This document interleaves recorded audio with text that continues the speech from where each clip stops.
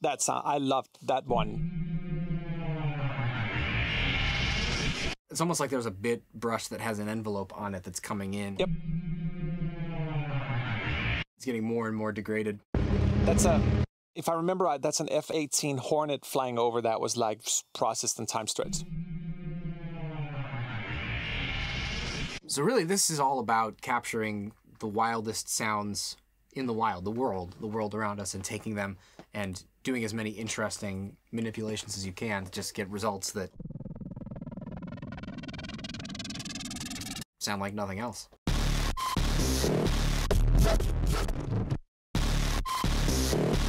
Again, completely different sounds on every single key.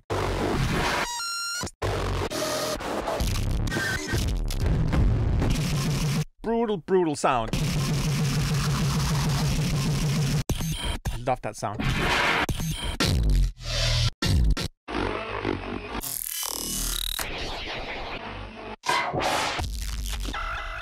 Aren't they beautiful?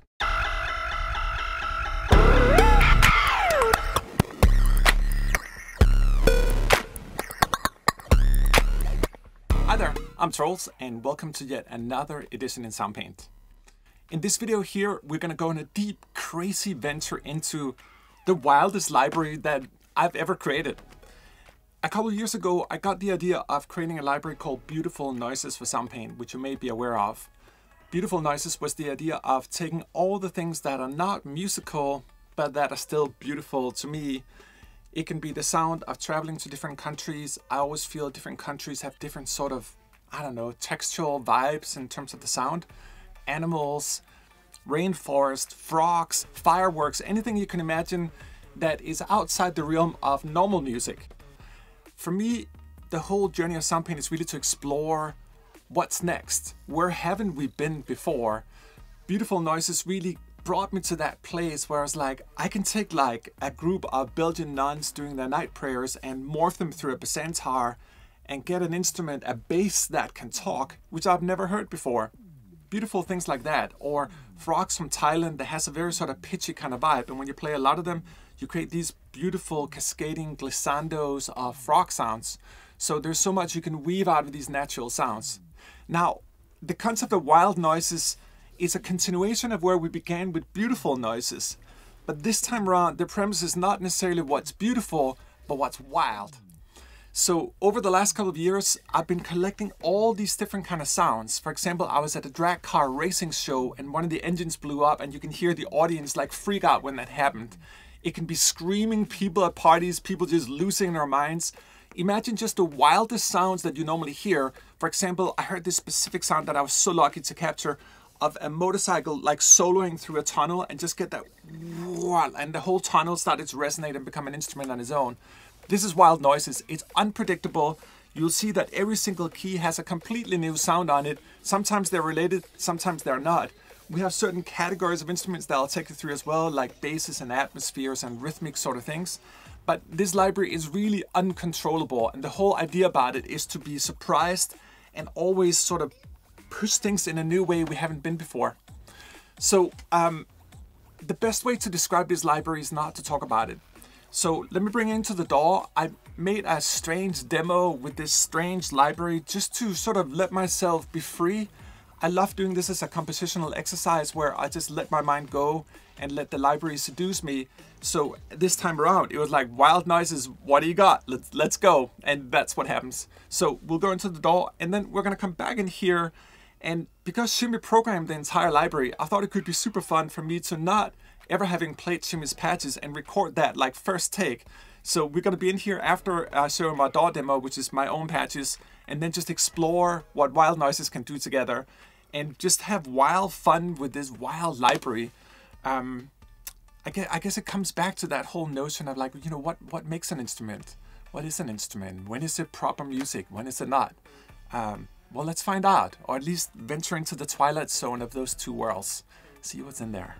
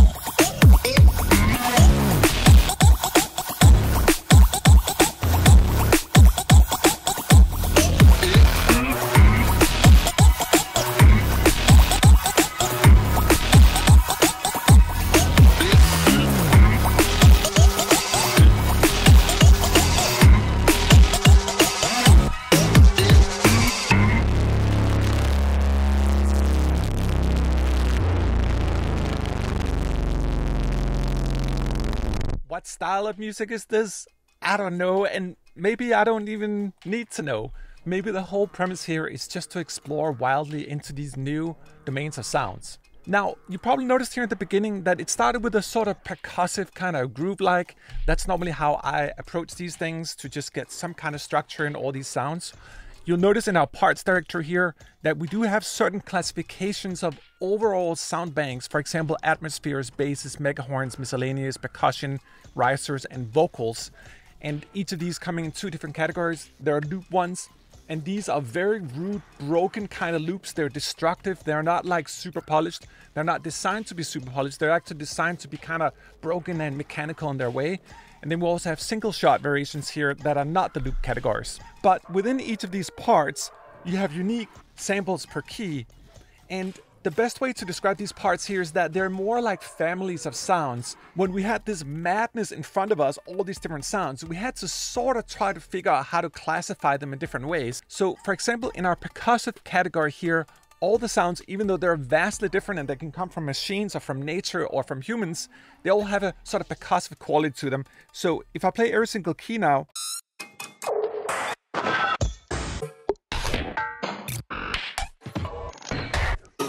you'll notice that there are different samples per key. So when I make this initial groove here, it's essentially just like trying to click different sounds and see what will sort of work. For example, this kind of initial sound here, I thought like, it's almost like someone was playing cowbells, like dun dun dun dun, tska dun dun dun dun.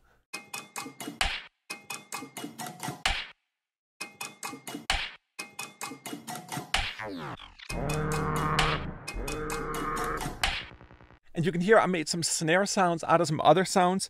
And the best way I'm approaching it, and again, there's no right or wrong way to do this, but it's just to look for things that may sort of, okay, this sounds a little bit like a cowbell. This might resemble that of a snare. Like this one has a little bit of a sort of snare feel.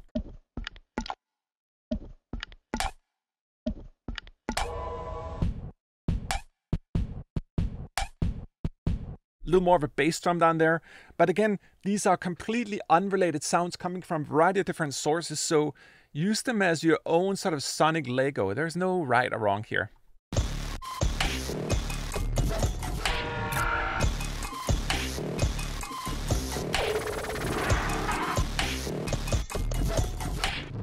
Then there's that part here. Let me just try to trigger this sequence by itself. This is coming from our bass family.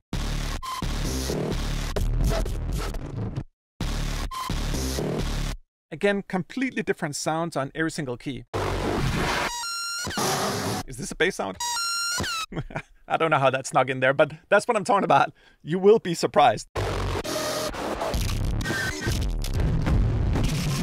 Brutal, brutal sound. That's an engine being started, but with distortion on top of it. The sounds have also been processed a lot. We took each sample and then we're like, okay, how can we get most out of you? So in this case here, like brutal engine, but with a little bit of real analog distortion on top. Just making it something new.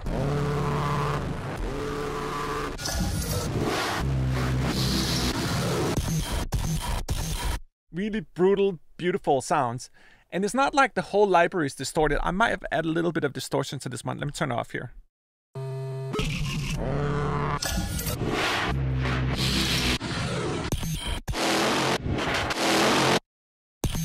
This one. I love that sound.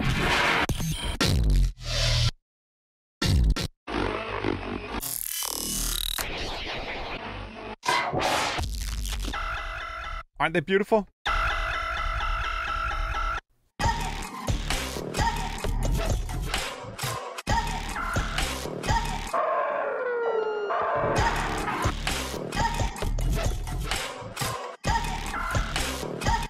I love that sound, like it's like that male's like ha kind of sound, like this one.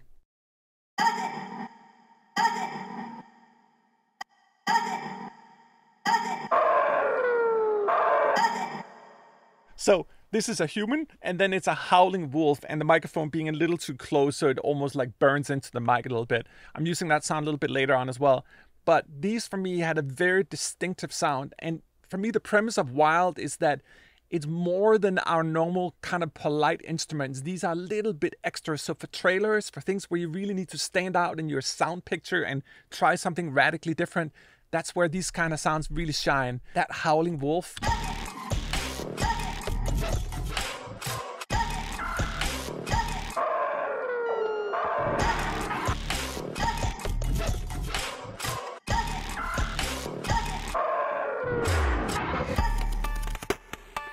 And then there's a part of the demo where I brought in the Red 522, probably my favorite drum machine of all drum machines right now. Just played a little bit with a distorted kind of cowbell, and that became what it became. I just love it.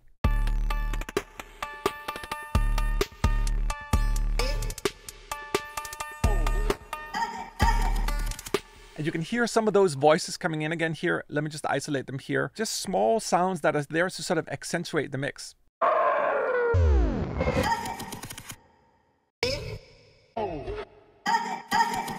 There's a gun range where you can hear like the kind of gun sounds, but I just love that sort of.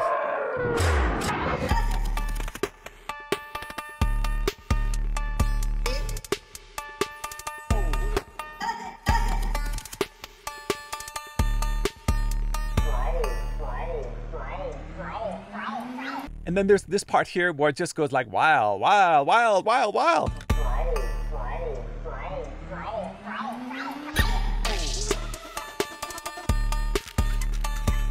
Now, this is wild. What you're hearing are different samples from wasp nests being broken. So the wasp really, really freaking out. Another wild sound, like what happens when you get that ring kind of sounds. A rare and unique kind of sounds to be able to record.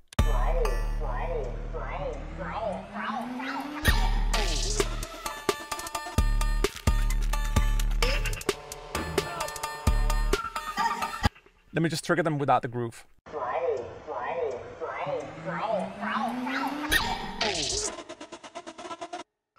So you'll notice that I have a groove and then I'm just sprinkling these wild noises on top in a rhythmic fashion, I guess, you know, whatever fits well. I love using this library in the sense that I don't have to think about traditional compositional elements because it was designed with wildness in mind. So I can be free. And I think for me, maybe there's something to be explored in that domain of instruments. It's always about control and us doing our chord progressions and legatos and all that stuff. But in this one here, it's more about like what sound is compelling you at this very, very moment here. And there's something freeing and liberating about that. Wild, wild, wild, wild, wild.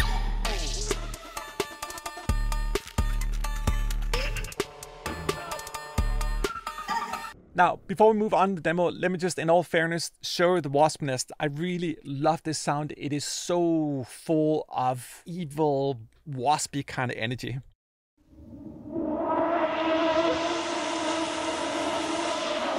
I have a filter on it. And when it comes to a lot of the programs, there's a variety of different modulation sources you can add if you want. For example, I always have the pitch bender go up a whole octave and down a whole octave. It just gives more sort of expression, so you can really go like...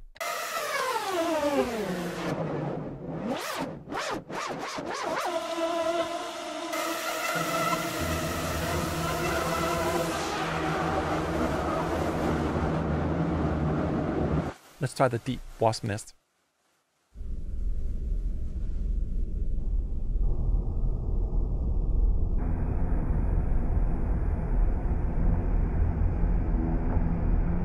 Oh, cool.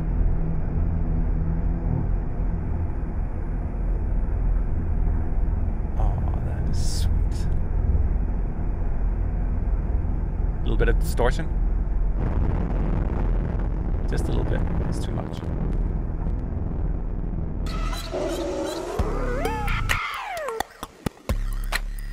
When we talk about the pitch bender, for example, you hear this howling wolf. I'm using the pitch bender to go up an octave on it, so it gives this very sort of screechy thing. That sound.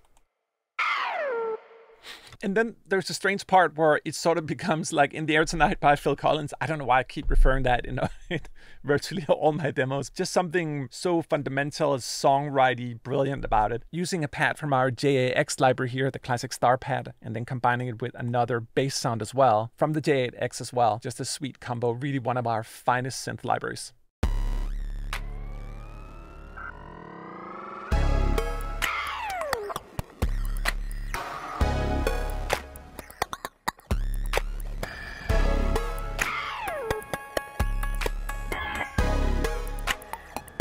But since this is wild noises, there are no conventions, and we can only be in the air tonight for like a couple of seconds until we go back to that nasty cowbell.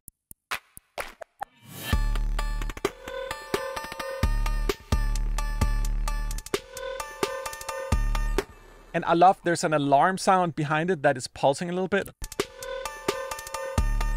That's coming from our mega horns category inside of wild noises. Now you'll notice that I have an LFO here doing its thing here, so it's actually giving a little bit of a sidechain effect to give even more room for the bass drums and the snares.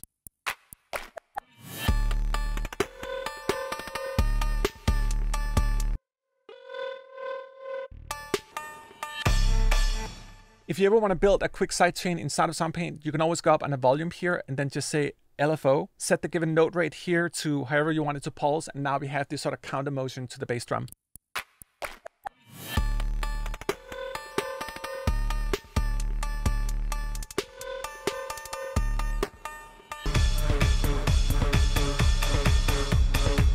Now that part here is coming from our 909. I had a particular patch where I sampled the 909 through a Moog pedal I had and really turned the drive up, so it's a sort of grindy, distorted 909, if you will.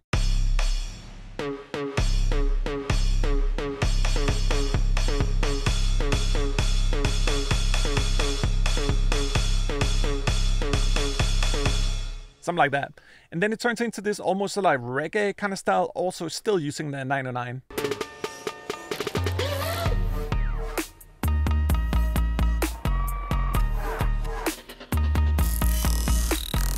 Imagine you had just an ambience underneath this. This would be more than plenty for like a beefy underscore.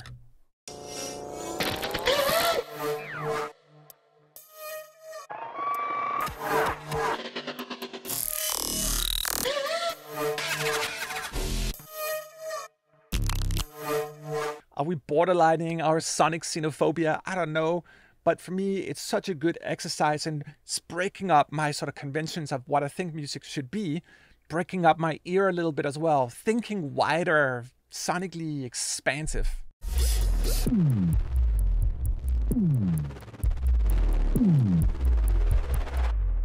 then there's this part here where I just created this sort of very dark, sort of droney soundscape and played it in the deep basses as well. And then I did this very sort of unstable LFO on it. You'll see it goes completely wild. It has a note rate of 32 and I'm controlling it on my mod wheel. So when I move the mod wheel up, it gets like super nervous, the sound.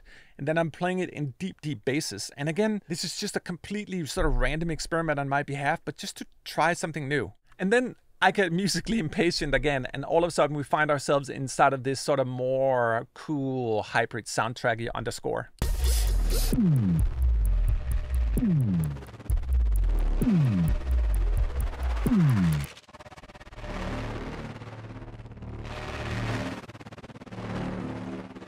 And then the demo sort of goes in this like crazy weird state, using more of that sort of nervous like sound again.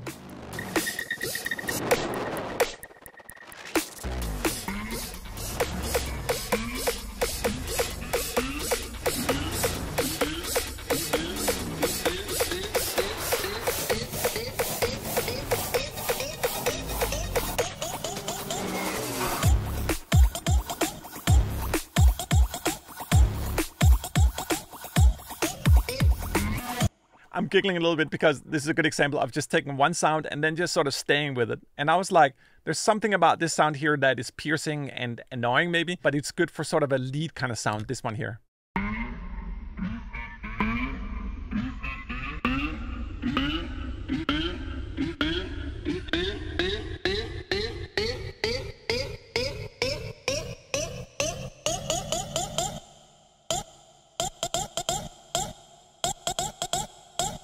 And it's just me using the pitch bender.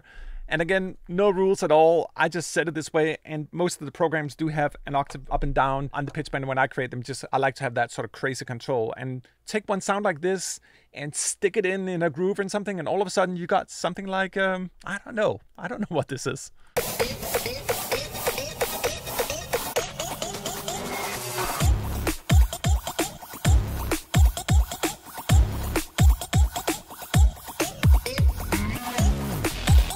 And behind that sound is another more sort of fast, speedy ARP kind of sound that's coming here from our miscellaneous category. At some point with Wild Noises, we were like, okay, we have all these additional things, we don't really know where they belong. And even though in proper library science, like one should never have a miscellaneous category, we created it anyway because this is wild noises. This is just where you find an abundance of different things. But see how much I can just do with one sound here. I'm playing it here, and then you'll see I'm moving the pitch bender up, and it's going in this sort of staccato fashion to become this more sort of super fast, speedy, filmic drone kind of thing.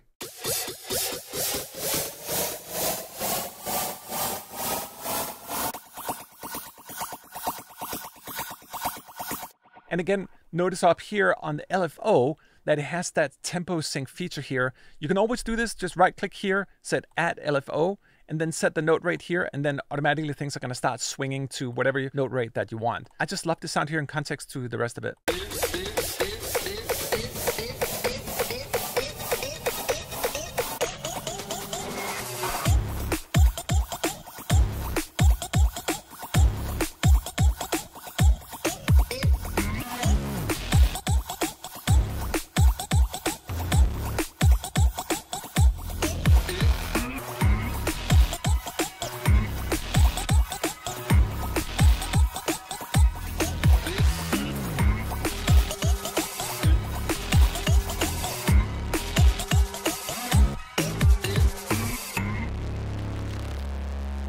I mean, how else could one end a Wild Noises demo other than a big analog farty kind of bass sound just overdriving in itself and just stopping eventually? No right or wrongs. This is only the beginning of the video. As I mentioned, Shimmy and I met in the studio a couple of days ago. He showed me all the programs. I'd never played them before, and we were just trying to have fun together and just sit and explore what wild noises can be in a sort of unexpected, unprepared fashion. So yeah, check this out. This second part here is so delightful. Let me know if you guys want more of this. We're surely enjoying like being more together in this space of sound creation and instruments and just having fun together. So yeah, chapter 2. I mean, this is a wild, uncontrollable library anyway, so how to convey that in meaningful terms, I don't know. Maybe that's the intro. That's the intro right there. Done.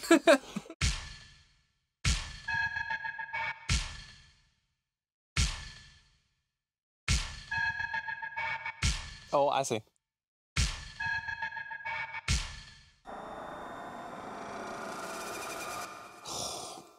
Love that.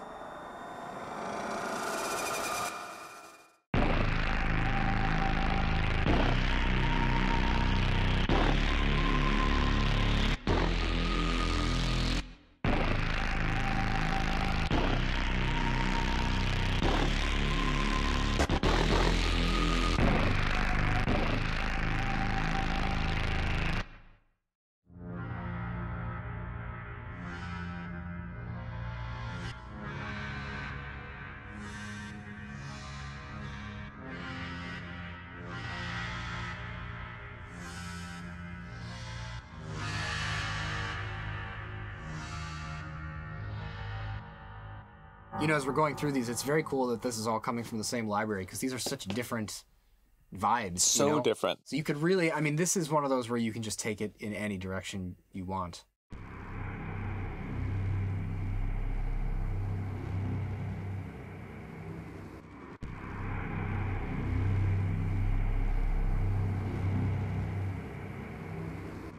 That's pretty epic, right? Yeah, it is. Oh.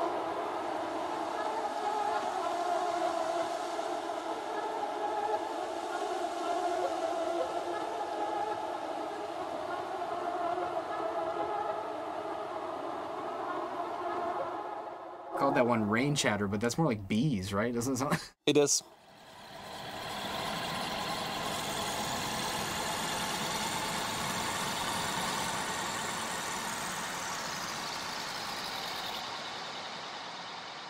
Vibes, yeah. Vibes. Vibes, it's totally vibes.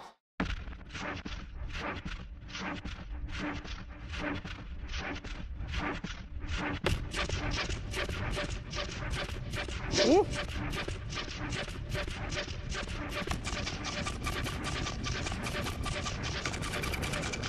Ooh.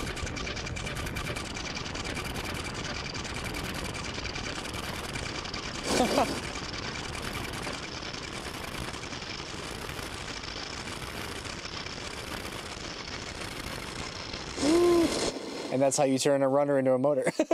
Yeah, yeah. Beautiful noises were all about like capturing nature in its pristine perfection. Yeah. This is about the opposite. There's definitely more of an industrial kind of shift to it. I mean, there's literally cars and machines. Yeah.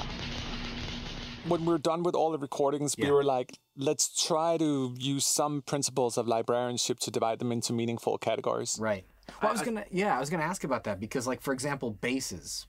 A lot of these, when you play them, don't really necessarily like that's not a bass sound to me. That's pretty bassy. But was that more just like a decision to like frequency separate and kind of say, like, I see it more as frequencies than instruments. Yeah.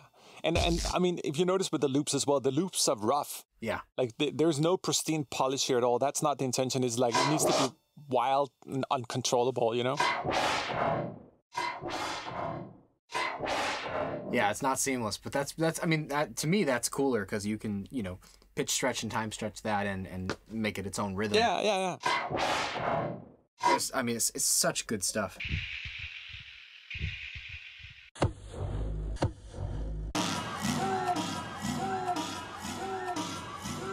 Yeah, that was a drag race that went wrong where the audience was like screaming. Woo. Wait. Like the engine blew up and people were like, oh, like it's really like. It is wild. And I mean, the cool thing about a mixed bag like this is I feel like this is like, it's non-conventional stuff. And I feel like the non-conventional stuff is where you find your secret sauce. So whether it's either, you know, some kind of hit or some kind of very, very processed thing that's going to just amplify a situation, it definitely is more in the category of cinema, sound design, that kind of stuff. Yeah. That's the intention. It's to explore a new domain of hybrid, if you will. Right. And I love these percussion ones because it's just like slappy kind of stuff that... I mean, if you play that in any kind of speed...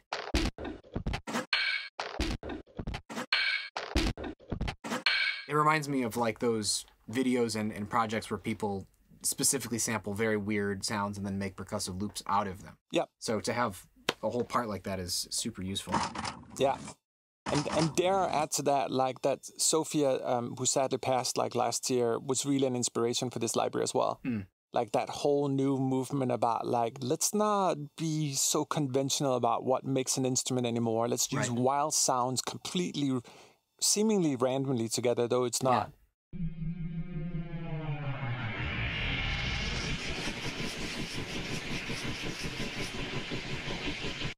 That sound, I loved that one.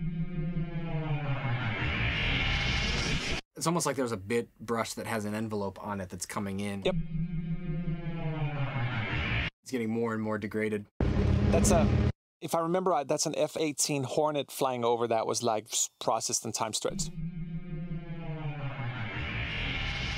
So really, this is all about capturing the wildest sounds in the wild, the world around us, and taking them and doing as many interesting manipulations as you can to just get results that sound like nothing else.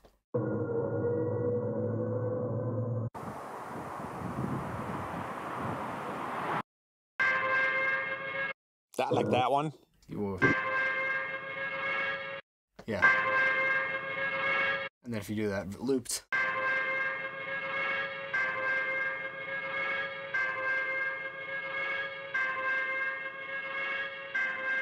Oh, yeah.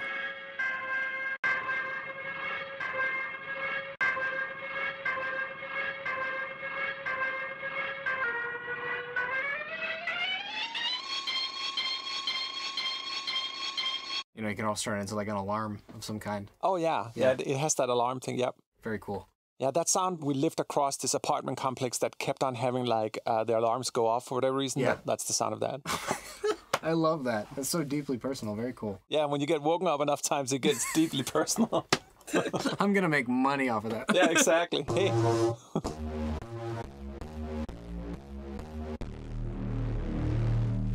Get some really gritty horns.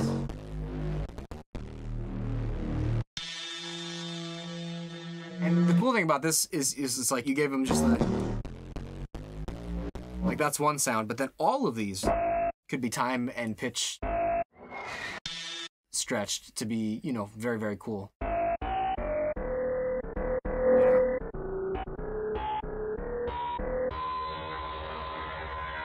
It's just visceral. Visceral is really the word that comes to mind when playing with this library in terms of just character. You want to check out some of the programs that I did? Yeah. I really fell in love with creating these kind of like combo sounds, like combo hits and combo risers. So basically that really just involved me kind of loading up a bunch of parts and finding keys that I felt worked well together. I did this for a lot of the hybrid cinema stuff as well, which I know it's effects, but this really could be considered a hybrid cinema palette, if you will, because there's so many different. If I may add to that, like the premise of this whole library was that we created all these sounds, and then we sent them to Shimmer, but he really was not prepared. And in the same sense, I'm not prepared how you programmed them. So today we're going to be doing this kind of sparring thing. Yeah. Just a new way of exploring together. For sure, absolutely. Well, these hits, these combo hits. I gave a little bit of control here. It's a little bit thinner as you raise the mod wheel. It takes out the bass part.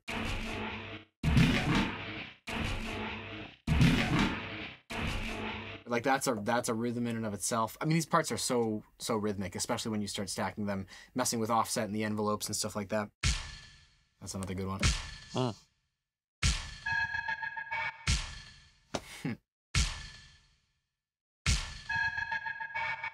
Oh, I see. So that little rhythm, isn't that cool? Yeah. That rhythm thing is, basically I just took the decay of that part and assigned it to the mod wheel so that it actually is longer, because I loved the front end of it so much that I made the decay super short, but then there might be an instance that you want that kind of like rhythm carrying on, and so you can just control it. You know. When you raise the mod wheel is cool too, because I can control like how loud that is as well. So these are 2 parts? 4. 4 parts, okay. I'll break it down. Yeah, so this is the first part, second part, adding the third part, and then the fourth part, which I'll play solo for a second here, is that one with the crazy tail. So nothing happens if you because it's a later on part, but if you raise the mod wheel. Wow. Yeah. So this is wild for me, because like the intention of the library, I never even thought to split into parts. I was just like, we just need like super cool, crazy sounds, processed wildly. But the fact that you are building and engineering more complex sounds out of them had never crossed my mind. You know, the same principle I took with the risers as well. That's 3 risers. And if you raise the mod wheel, you get that kind of delay effect if you want it to be a longer trail.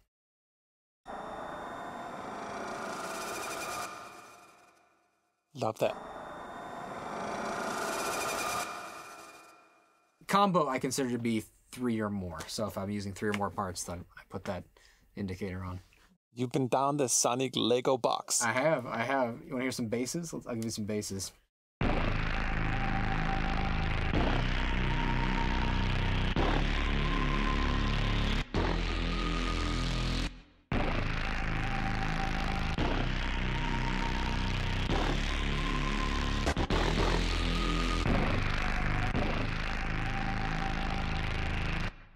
When you approach an instrument, you inevitably approach it as a bassist. Yeah, with bass is my context. I feel like I'm not trying to turn everything into a bass, but if there's bass material, yeah, of course I'm going to always go for it. Right. Yeah. So I guess my question, I've been wanting to ask you this for the longest time, like, what is bass to you? Bass is home, you know? I really feel like bass is home from a personal level, from a utilitarian standpoint, and from a Western harmony standpoint as well. You know, I think the way you find your way home in any modern composition of music, not even modern, but any composition of music, is really through root movement. I really believe that. So I think bass provides guideposts for a listener's ear, for the other musicians in the band. As you're watching something, you know, you feel the bass the most, arguably, at least the bass register. I used to have an old teacher that said the audience's ear starts to hurt when there's been no bass for too long of a period of time. It's like we crave it, and we kind of, you know, we want to return to it. Obviously, from a sentimental perspective, you know, bass is all I've known for my whole life. So that feels very like home to me as well. I always like to check out libraries and see like, what will this sound like if I throw it into the lowest? And that's one of the cool things about Soundpaint is that's so easy and fast. Is like any instrument I can time stretch it down and see what it's going to sound like. Results are super interesting because not only do you get the timbre and the pitch, but the sensitivity of all the little motions that you might not pick up in a higher register create sort of a organic vibe to the sound. And so, you know, yeah, bass is home. That's my short answer. But, beautiful. Yeah, this one's called Bass Engine.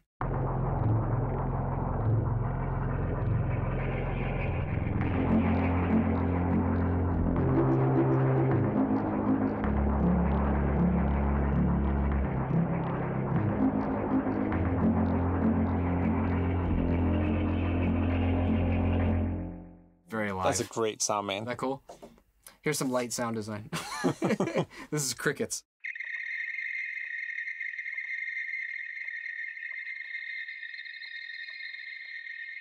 Oh.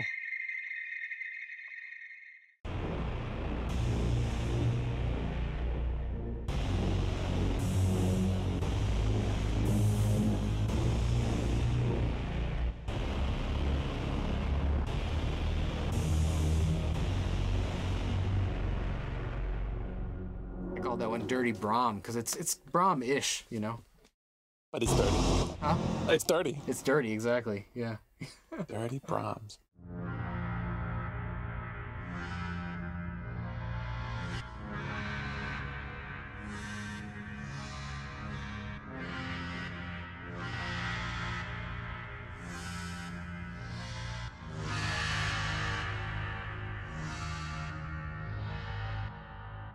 You know, as we're going through these, it's very cool that this is all coming from the same library because these are such different vibes. So you know? different. So you could really, I mean, this is one of those where you can just take it in any direction you want.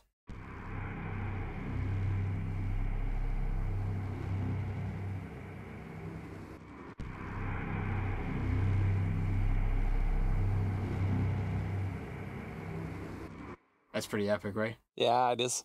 The premise is like musical sound design, like finding that like gray zone between when it's in music, when it's in sound design, where I think is a lot of soundtracks are heading towards right now. Oh, for sure. And have been for, I mean... Yeah, for a while.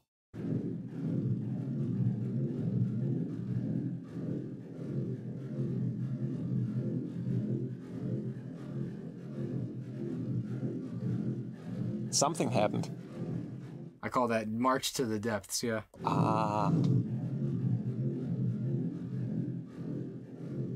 That's the cool thing about these looped parts is when you start detuning them and you have multiple instances of the same one note stretch or one note same, the timing is different, so it kind of creates these polyrhythms that you can't really predict. And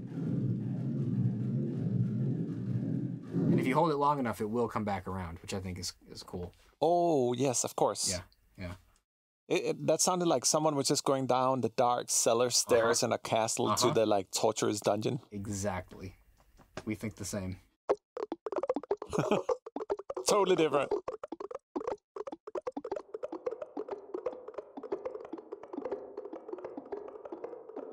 Again, that kind of polyrhythm thing with all these looped parts. It's really cool because they all start together and then start falling down the hill. Skulls. Yeah. Oh.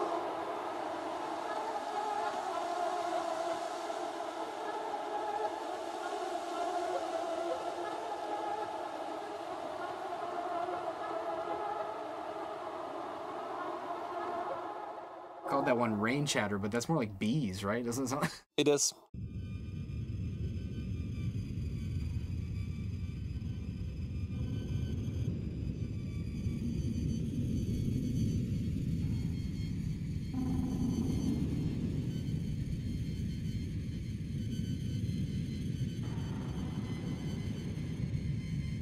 Oh. So that's using 3 parts, but 2 of them have a very slow sample and hold on the volume. So that's why you're getting those kind of jutting out kind of effects. And then the mod wheel is on the pitch of the most prominent one.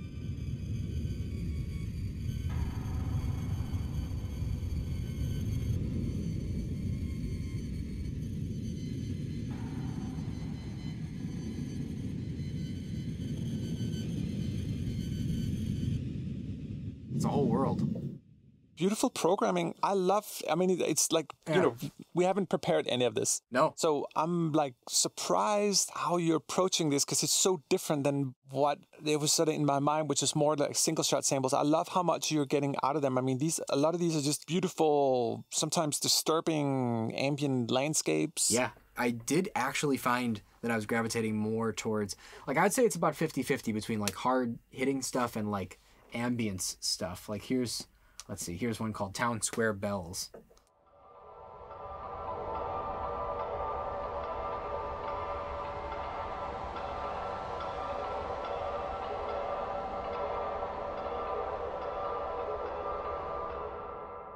Very evocative. Like for me, yes, it's wild sounds and it's very like, you can create very visual spaces as well, I found. Very visual. Yeah. That's what I'm getting when I'm hearing that. I immediately like start seeing things. You can definitely do the hard hitting stuff. Like this one's called Shell Shock.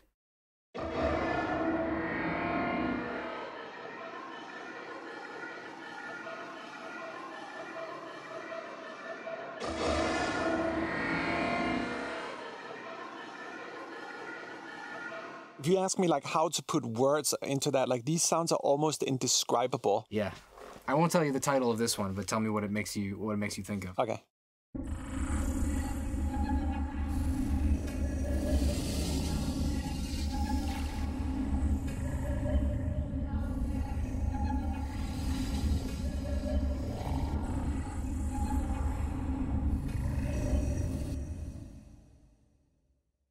It's got some like alien-like character, but I feel I'm trapped in like some kind of metal corridor and I'm listening to what's going on down in the alien spaceship. Like, holy shit, like something's down there I do not want to get close to, but I can hear the metallic tunnel and then what's underneath it. I like that better than what I was going to say. To me, it's like almost like a futuristic forest, you know? Like you're hearing like the chirping, talking.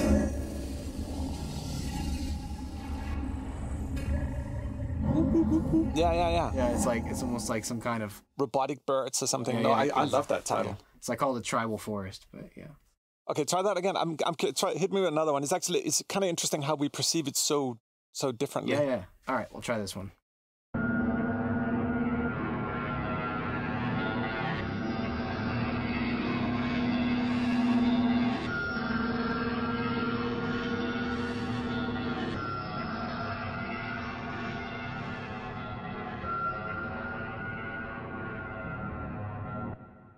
I love that sound. Yeah. Like as a hybrid sound, it's amazing, but it's also just some straight up new like superstar TIE fighter in Star Wars. Just like super cool. Love that sound, man. Suspense under surface is what I called it. Like it's kind of slowly building, but it's restrained in a certain way. It's not. Do you mind if I hear it? With that in mind?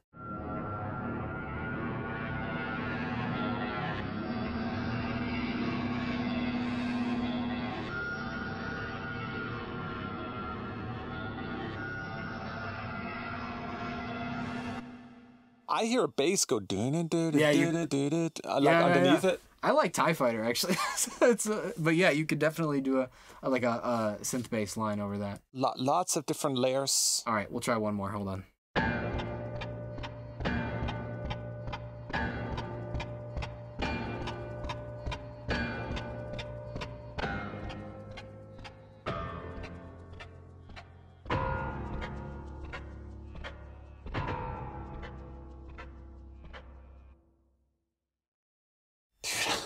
What the? I mean, my first thought was like it's some like the old cuckoo clocks, like cuckoo, cuckoo, like, with the birds, but like some kind of like it just went wrong, like something went wrong in the mechanics of it. Like the bird come like boop boop, boop boop. But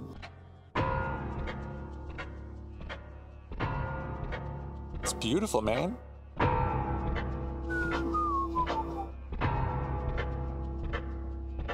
I called it Western Horse. Like it has like a little bit of a galloping and kind of like the shaking. But that's cool. Like, yeah, I didn't even, the clock aspect, I didn't even register until, but yeah, you're totally No, right. but I didn't get the horse aspect as well. I mean, and this kind of speaks to the character of the library in and of itself. It's like, it's so interpretational and it's really fun. It's going to be fun to see what people do with this because I think it's such a wide spectrum of sounds and, you know, with the tools that you're given in Soundpaint, it could be anything you want it to be. Like to me, I always like Soundpaint for me is like it's the idea of a Jackson Pollock kind of approach to sound. Sure. Yeah. Like splat where you want, try new colors, like complete sonic freedom ideally.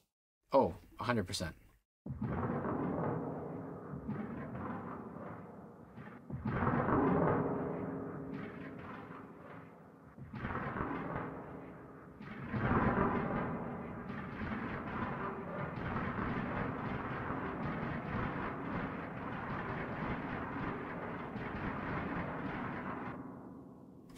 It sounds like, I don't know, water trapped in a...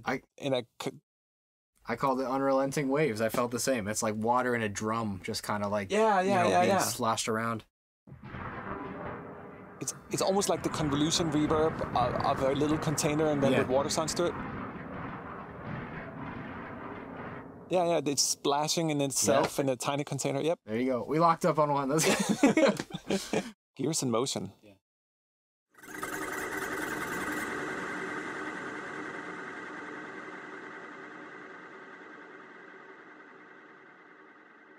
I immediately got chickens, like when I clicked in, it's like chickens. Like tiny metal gears spooling up. Tiny metal gears like speeding up? Yeah.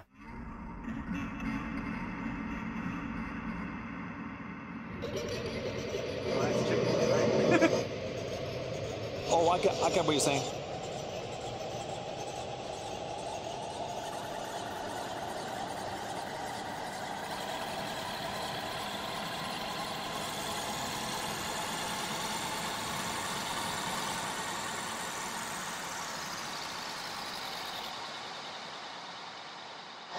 Yeah. Vibes. Vibes. It's totally vibes. So, okay, so, like, you're a really good musician. Thank you. And, like, for me, like, isn't this, like, musically insulting to some... I mean... Yeah, the sound design is almost its own challenge. Like, it's a different kind of composition to me, you know? I think you're really building a world and kind of a series of layers.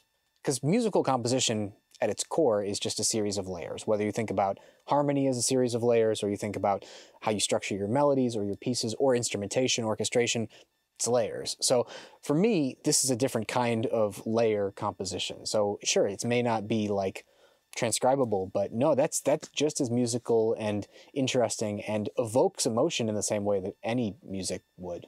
In your approach, is like everything is music to your ear? Yeah, I mean, everything can be music. I don't think everything is music, but I think everything can be music, which is kind of the fun of sampling for me. Like, all of this stuff, people would not necessarily say is music, but clearly it is with a lot of it, you know? Yeah, everything has the potential to be music, for sure. Because I'm starting to, like, you know, in a weird way, it seems to be in the ear of the beholder. Yeah. Like, we have these, like, night owls that are singing every night. Yeah. And the more I listen to them, the more I hear music in them. Yeah. Like, I had an old German teacher that was really mean. Mm-hmm. And I remember, like, I would just close my eyes and just listen to her and appreciate just the beauty in her voice. Yeah. And completely disregard what she was saying about me. Yeah. But just listen, and which upset her even more. Yeah. But try to pursue some beauty in things that are not. I just wonder sometimes where, you know, when does the music really begin? Could it be that it's all music in a weird way? Sure. I think you could definitely interpret it that way. And yeah, the ear of the beholder is a good way to put it. I mean, I think that there's a certain element of tonality in the way that we're talking. Like, this is the way we talk is a perceptible pitch. Yeah. You could figure it out.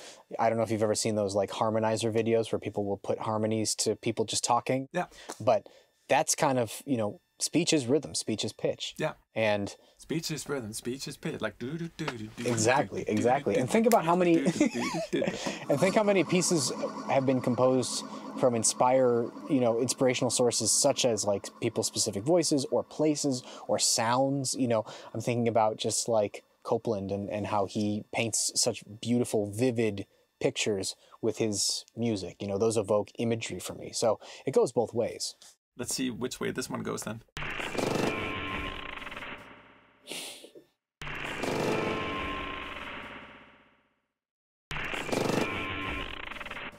It might just be one note same.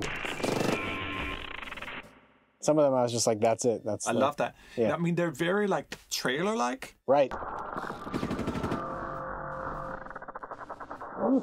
Yeah.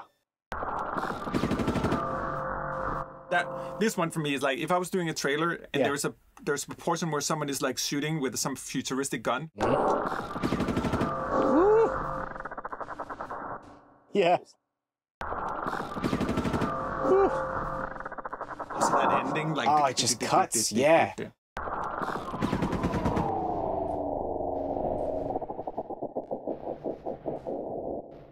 Could be a crashing helicopter too. Oh yeah. Some kind of mechanical thing. That, yeah. In trailers and like commercial stuff, it's often about finding that one sort of signature sound. This is totally what it is. It's like, I'm gonna call them badass signatures.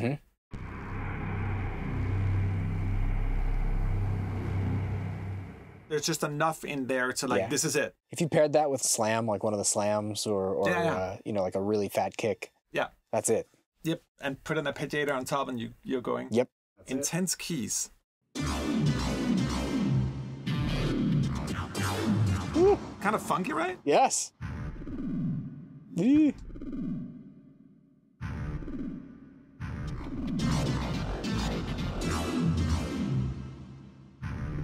You're such a bass player. I still get it out of them. There's Yeah. I love filters purring and super detuned stuff.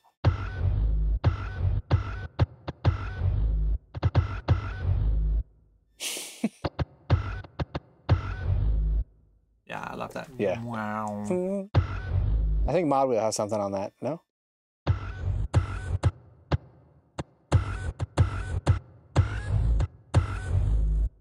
Yeah, I love that. I love that little in the end. Your inclinations are always to go to the groove stuff. You're always trying to, whatever it is, it's like that's your first. It's like, how can I make this groove or funk? You know, I feel like that's your bias. You know, you're right. Yeah. Like you and I are and such opposite because like I really don't know what I'm doing and I don't know how I came here. I have no upbringing at all. But you're right. I do think I tend to go like that. That was how it started. Yeah. Herbie Hancock. Yeah. Right. Exactly. Yeah. Secrets. It's funny. It all comes back to my entire musical persona. It all goes back to secrets, man. That's the one. Well, apparently it's not so secret. No, Herbie's secrets. Oh, right. So, yeah. Yes. Oh my God. Yeah. Undertones, looming undertones. No, I don't think I did that one.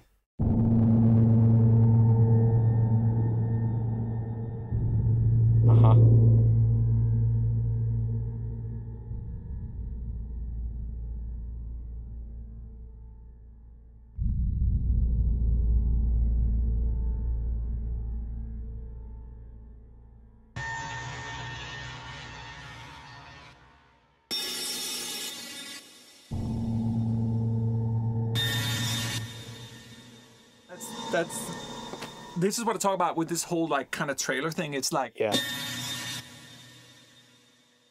that as a sort of sonic imprint. That's it. They're no more like this is more almost than we can cope with. Yeah, and back to your musical question, you know, there's an argument to be said that that kind of a sound could implement as much, if not more, emotional charge than a melodic element. Yeah. You know, it's so visceral and it's so identifiable. Yeah. You know, instantly we kind of all flash back to that trailer sound or that kind of like just metal grinding. Like, I think when you hear a sound like that, everybody has an image of either some kind of like robot or like massive, you know, town falling into a pit of, you know, whatever. It's that's what that sound is, just as much as, you know, middle C is middle C. In a weird way, you're sort of nailing the soul of the library and the intention as well. Because, like, I think what's been happening, I don't know, last handful of years is like the commercial music scene, especially in like the motion picture trailer realm, sort of goes in cycles. Then it's choirs, then it's not choirs, then it's choirs. And the thing is like, okay, then there's like a lot of thematic stuff, and then we go away from that. But this sort of new exploration is like, well, as sonic signature can be a theme in it as well, and it can do more than a melody. Like we always say, melody is king. Yeah, I'm like. That is true in many regards in the conventional sense, but I also think like the signature of a sound, the piercing visceral nature can be more powerful in certain contexts. Mm-hmm. I agree. I think the thing that people resonate with is harmonic information a lot of the time, right? And the harmonics are so much more complex with a layered hybrid sound like that, that it upsets more things in the ear than say like shrieking violins. We go back to Psycho, you know, shrieking violins or whatever. That is a sound that's been used as a device to create upset for years and years and years. So, you know, it's almost like the familiarity of it loses its impact, versus that is every one of these hits, every one of these kind of grindy sounds are slightly different from one another, and you can't quite place what it is. So it's upsetting and unfamiliar in a certain different way.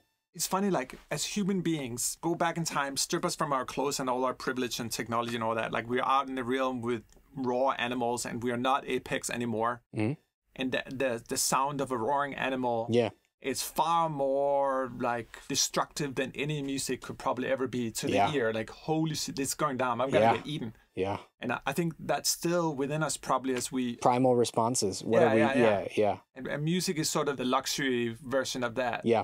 But if we want to hit to that, like, more visceral, like the nerve and things, then perhaps we have to venture outside the instrumental realm to find it.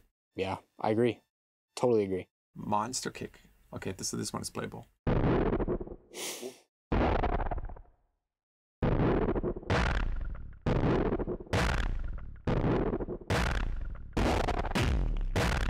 Oh, it's almost like more beefy up here. Yeah.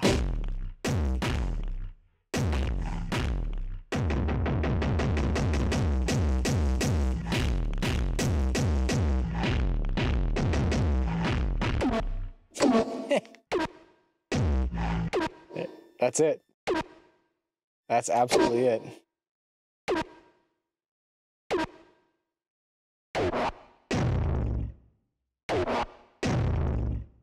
I love that growl in it. Yeah. But man, in that mid range, it's got so much presence, right? Like, even a little bit. It's like a little bit down, like 2 octaves down. Just it's almost bass drum and snare at the same time.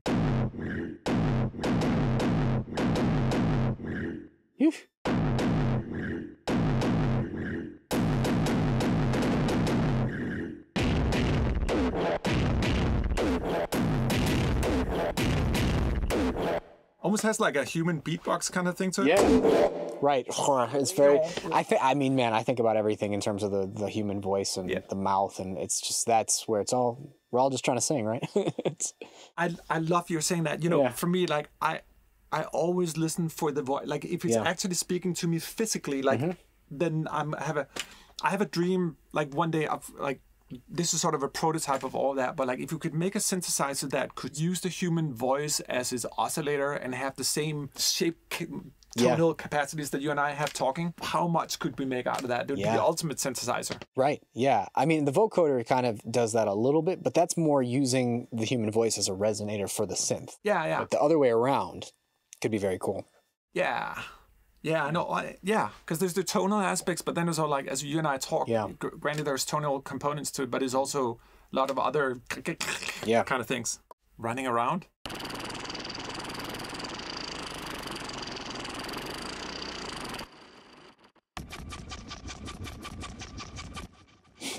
Okay, so for me, this is like, sort of like, always looking for that next gen sort of hybrid sound. This one for me is close to that. Yeah.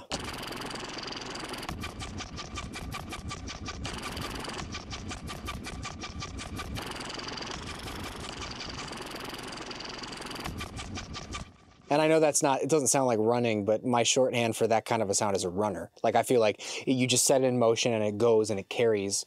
My two things are like runners are consistent things that are kind of carrying at a consistent pace, and motors are things that kind of push. It's like from the same kind of aspect, but runners and motors, that's just the way that I conceptualize that specific. So just don't want anybody to say like, it doesn't sound like people running. It sounds like it's a runner, yeah.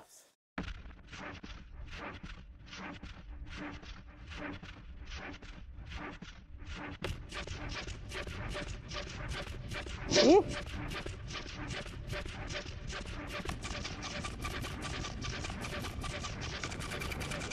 Woo.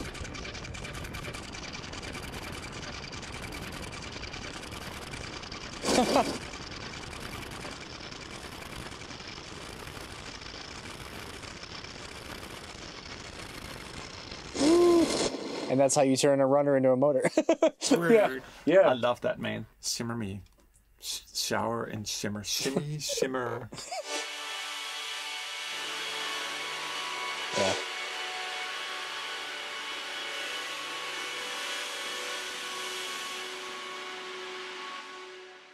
Beautiful, man. Yeah.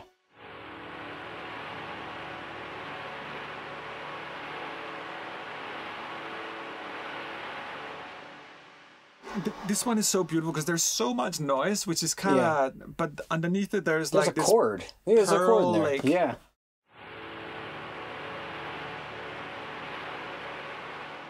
I hear like a major 7 chord, you know, with like, you know, there's tonality in that. I hear you playing a solo on the double bass. Oh, I like that. That's a concept album, solo double bass through Shimmer Reverb. I like that.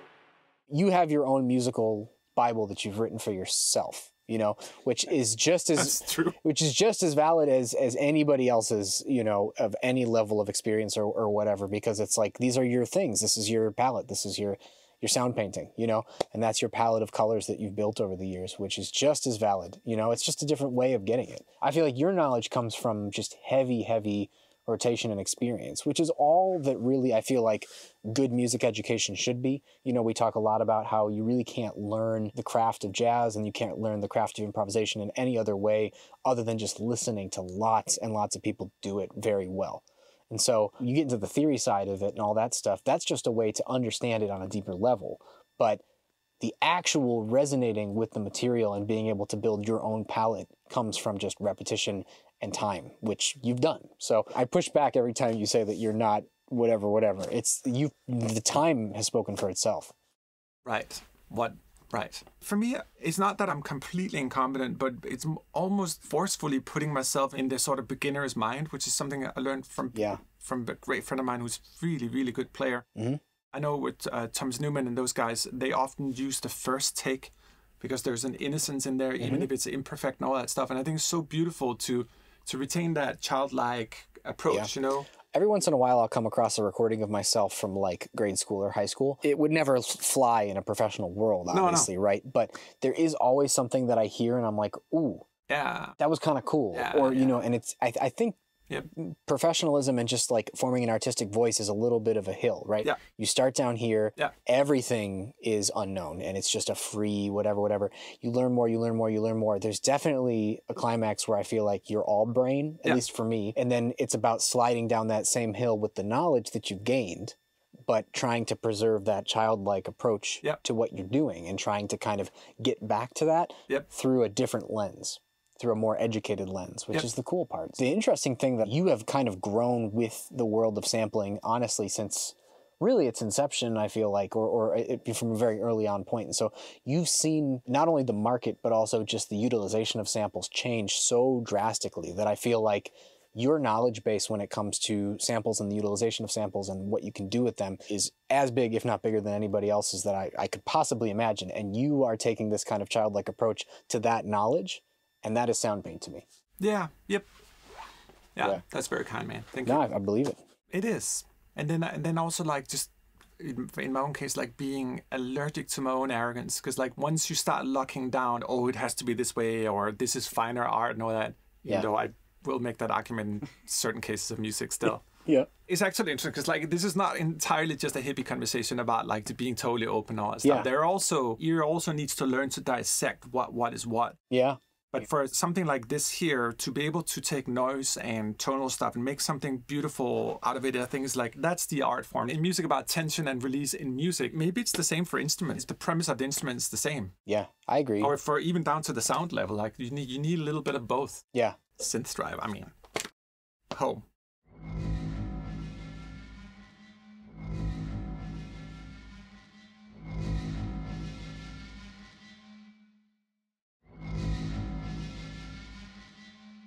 Yeah, if I had a bunch of synths stacked up and I was to make like some kind of cool signature sound, it would be something like this. Yeah.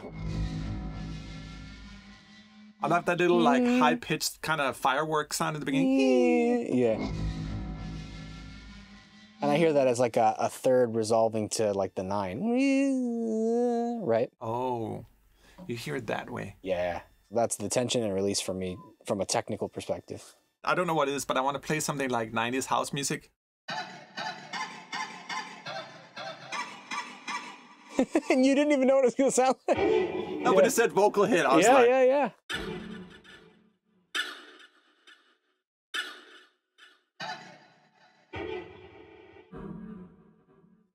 Cool.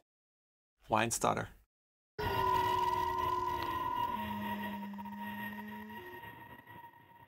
Wow.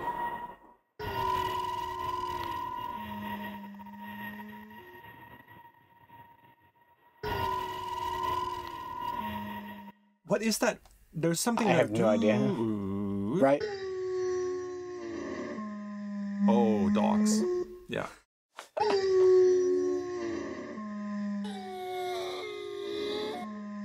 Try it real low.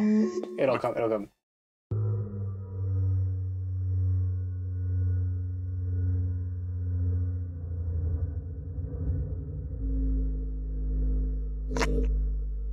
Way back in the old days, they used to use downers and boomers for trailers, but it used to be lion roars was the most common sound. Yeah.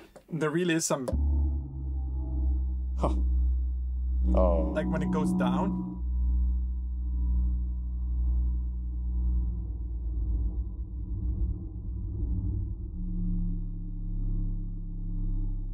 So it's interesting because like you talk about like, you know, the 5th and the 7th and the 9th and all that. For me, it's because I don't speak that language. Like I go more for frequencies. So for this one here, I want to dig. I want to see what else is in there. Yeah. Oh. That's super high pitched. You hear that? Oh. Wow.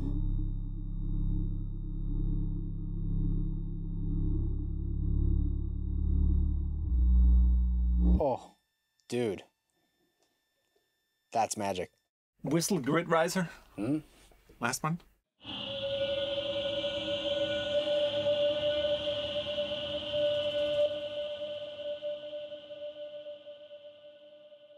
Such a poetic ending. Right. It's so beautiful towards, it's so gritty in the beginning, but it has this pretty ending.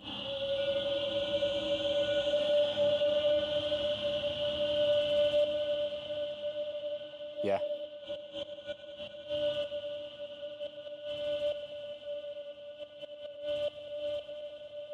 Yeah.